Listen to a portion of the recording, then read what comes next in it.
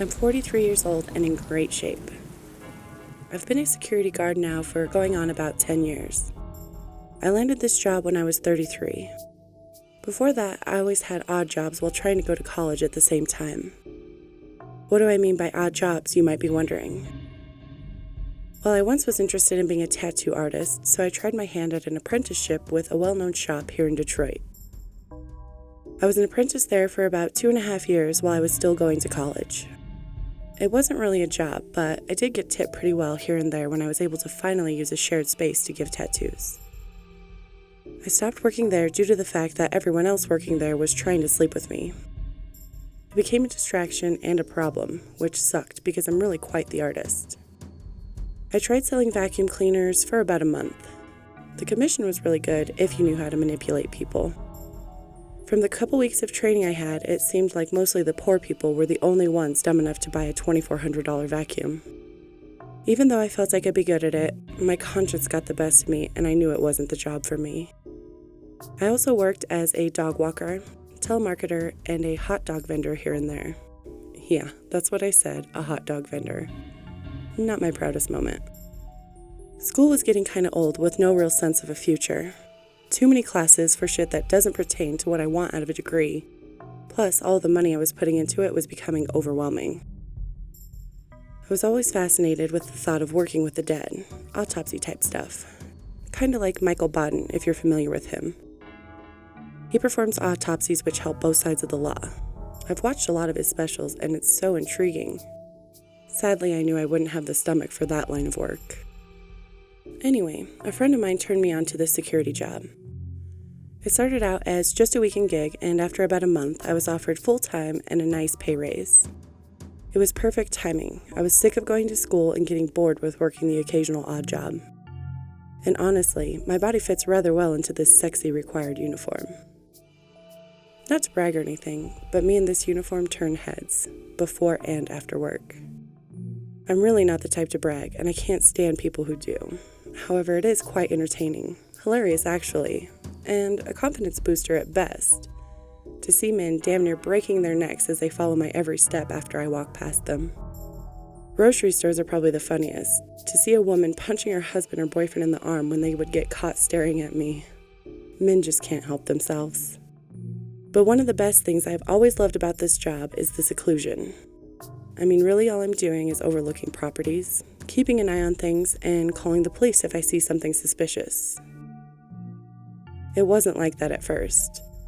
I started out working the malls, where there was a lot of foot traffic and unruly teens and shoplifters. I'm not really a big fan of overcrowded places, especially malls, and they tend to make me claustrophobic due to the lack of exits. I was even thinking of quitting at one point until I was offered different hours and more money. That's when the seclusion came in. I started watching, or babysitting some might say, places like construction sites and warehouses where everybody had worked during the day and gone home for the night. And my favorite places to watch over are abandoned buildings. I choose to work the overnight shifts on any property because I like being alone. I've always loved taking pictures and reading books. Working the security job, I'm able to do both. And I will occasionally watch a movie on my small portable DVD player whenever I get bored. Over the years, I've been able to take thousands of pictures. Last year, I entered an art show. It was more like a contest with black and white photos submitted from all around the state. My photo took third place and I received a $500 check, and my photo was featured in the local paper. I might have even taken first place had I submitted a different photo. I found out about the contest kinda last minute, and looking back, I had several photos that I think were better. Most of the places I watch are off limits to the public, and that allows me to get some incredible shots of areas and things that most people never get to see. Anyhow, abandoned buildings are different and definitely don't have all of the overwhelming foot traffic bullshit. The type of people that you might run into here are teenage kids that want to come and party and hang out, mainly vandalize the place and add some more graffiti to the walls.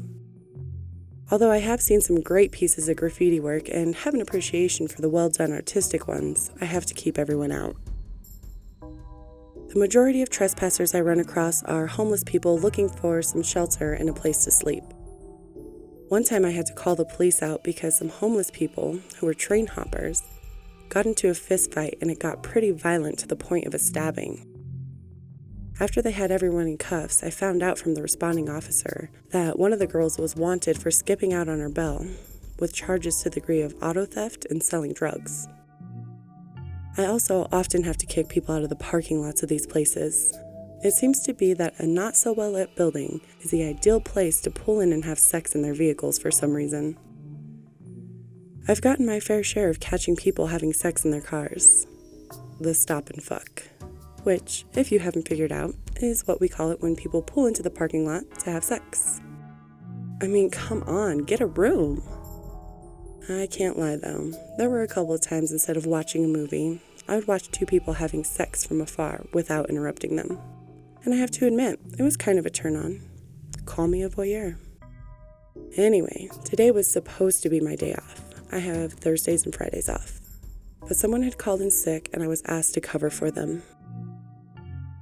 I agreed to take the shift only because it was at my favorite abandoned property where I took pictures before. I'd finally gotten a new camera that week and I was excited to test it out. I thought to myself, this will be perfect. When the sun comes up, I'll be able to get plenty of pictures before my relief shows up. I was scheduled to be there at 10 p.m. and work through the night till 8 in the morning, a 10-hour shift. I showed up a bit early as I always do. The guard there before me had been working for the company for 25 years. "Good evening, Joanne," Alex said in his usual cheery voice. "Good evening to you, Alex. How was your day?" "Not too bad. Had a stop and fuck around noon," he said as we both laughed.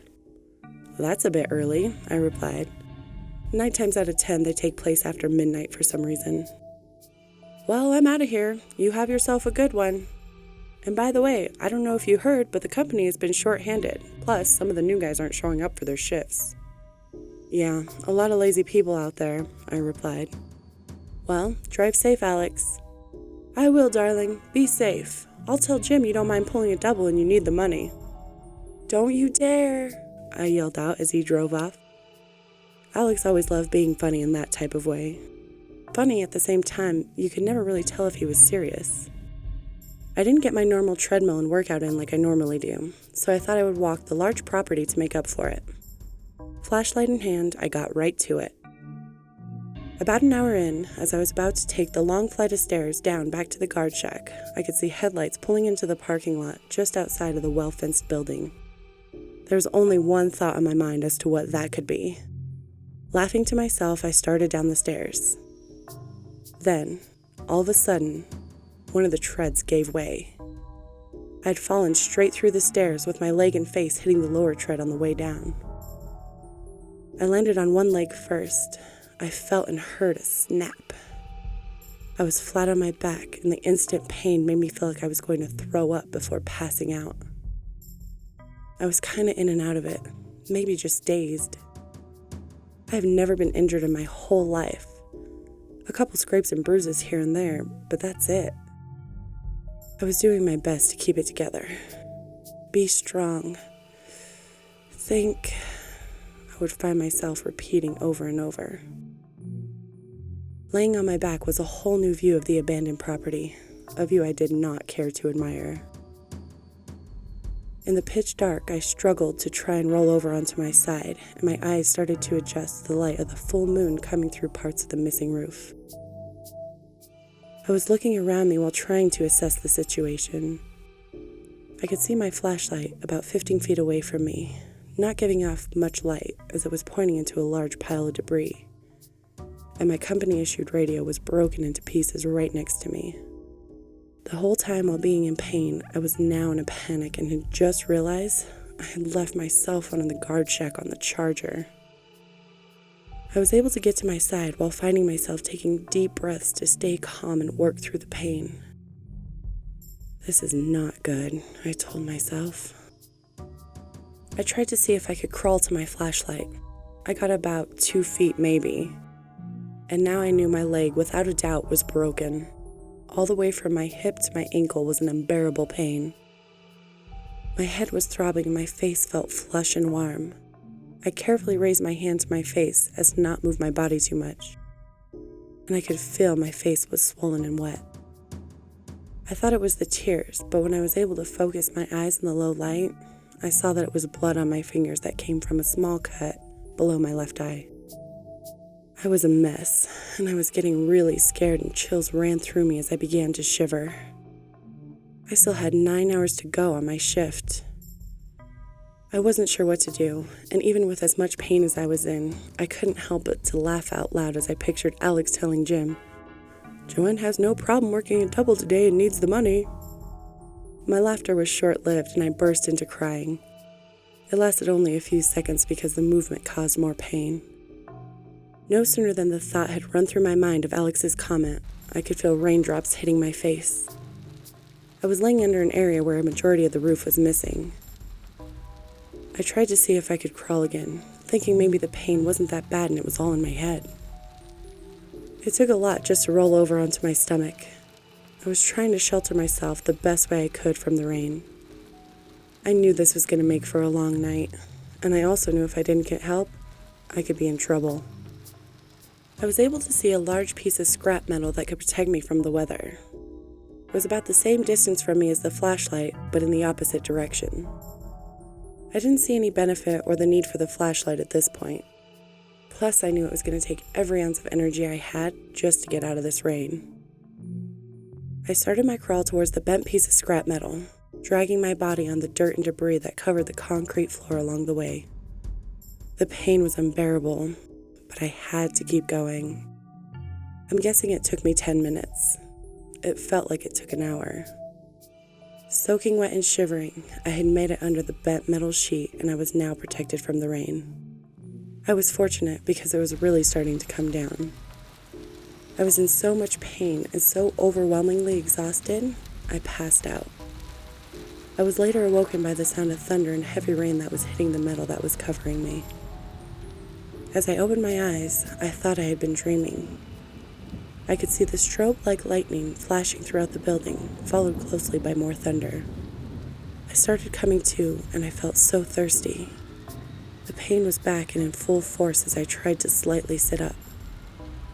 I was so distraught as I recalled the dream I had just awoken from. I can clearly remember sitting in my living room, the windows open, with a cool breeze coming in and the smell of fresh rain. I was also eating pizza in my dream, which made me laugh as I thought about it now. How do you go from dreaming to waking up in a nightmare? Go figure. I was cold and trying not to shiver. When my body would shiver, it just intensified the pain. Some parts of my clothing were soaking wet. I'm not sure how long I was out for or what time it was. I felt as if I was starting to hallucinate. I was laughing out loud one minute and in tears the next. I kept thinking I felt my cell phone vibrating in my pocket, even though I knew damn well I didn't have it with me. I had to think of something. I couldn't just continue to lay there. But the reality was, I wasn't moving anywhere. I'm not sure what it's like before you die, but those were the thoughts that kept entering my mind. As if my current predicament wasn't bad enough, I have a wedding I'm supposed to attend next weekend. I'm not sure the extent of my injuries, and even if I do make it out of here alive, I'm not sure how long I'll be in the hospital. More than likely, I'll miss the wedding, which is too bad. Tammy had been planning this wedding for 2 years, and she really went all out.